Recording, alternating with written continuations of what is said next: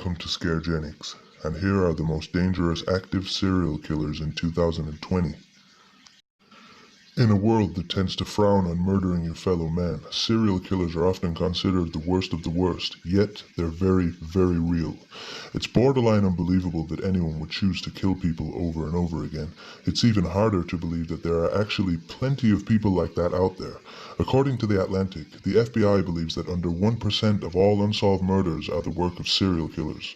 Meanwhile, Thomas Hargrove of the Murder Accountability Project thinks that as of 2019, the US alone had something like 2,100 unidentified serial killers running around.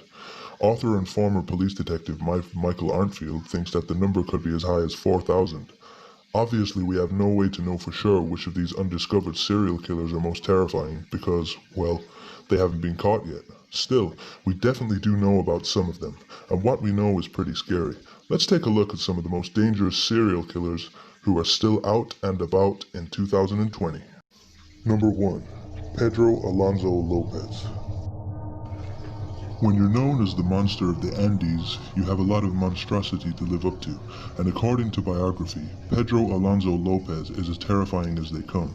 The Colombian serial killer and diagnosed sociopath wandered around Peru and Ecuador, targeting young girls. While it's estimated that he may have killed over 300 people, he was ultimately convicted for just 110 murders.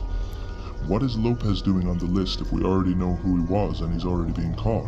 Well, they did indeed catch him in 1980, but seeing as this was in Ecuador, the country's laws only allowed a maximum prison sentence of 16 years. Out of these, he spent 14 years in prison.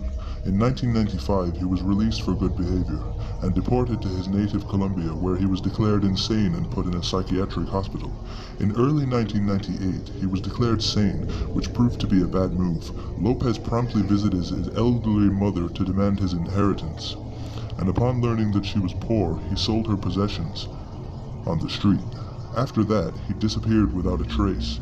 No one knows where this terrifying man is today, though there is some concern that he may have had a hand in at least one murder since his vanishing act. Number 2. The mysterious smiley face drownings.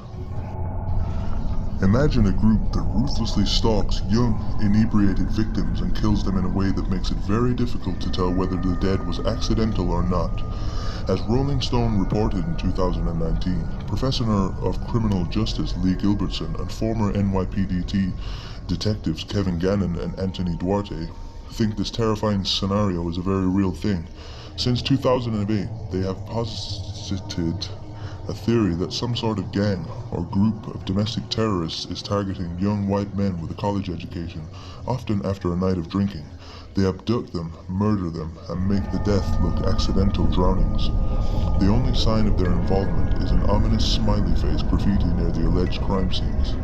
If you think it's more than possible a young guy with some alcohol in his bloodstream might indeed drown accidentally, well, the FBI agrees with you. Then again, Gilbertson, Gannon, and Duarte say they've discovered that some of the over 40 victims they believe to have identified have been missing for weeks, yet their bodies only showed signs of having only been dead for days upon discovery. The bodies also have traces of the infamous date drug GHB, which could have been used to incapacitate the victims before kidnapping them. Even more chillingly, the trio think that the smiley face killers might be involved in as many as 335 deaths, accidental drownings, or serial killers. That's a lot of senseless death. Number 3. The Freeway Phantom serial killer. You'd be forgiven for not being familiar with the Freeway Phantom. According to Cheryl W. Thompson of the Washington Post, this brutal serial killer operated around Washington, D.C. during the ruthless early 1970s when the homicide investigators in the area were up to their eyebrows in murder cases. Nevertheless, this particular serial killer stood out. The murderer's reign of terror started in April 1971, and over the next 17 months he abducted and killed 6 young African-American girls and left their bodies near large roads with plenty of traffic. The case became known as the Freeway Phantom murders, and frighteningly, the killer was never caught. If he's alive, he may well still be out there somewhere.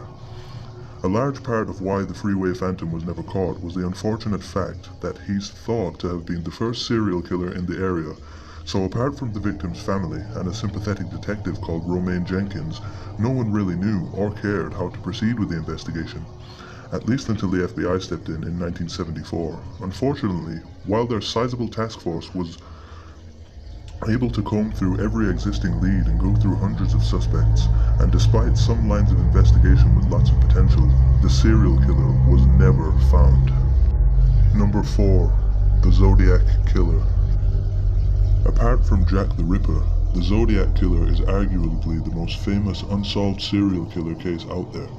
Unlike the Ripper, however, there's a chance that the Zodiac might still be walking among the living, looking to make them dead.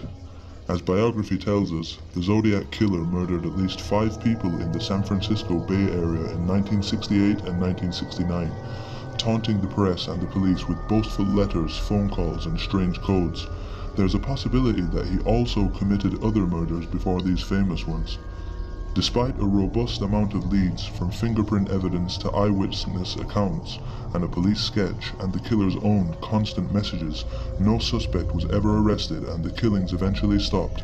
While some of the potential candidates to don the Zodiac Killer's hood have already died, the fact that we still have no idea about his identity means that he could very well still be out there, though he'd probably be at least in his late 70s. Thanks for watching Scaregenics, and we hope to see you in the next video.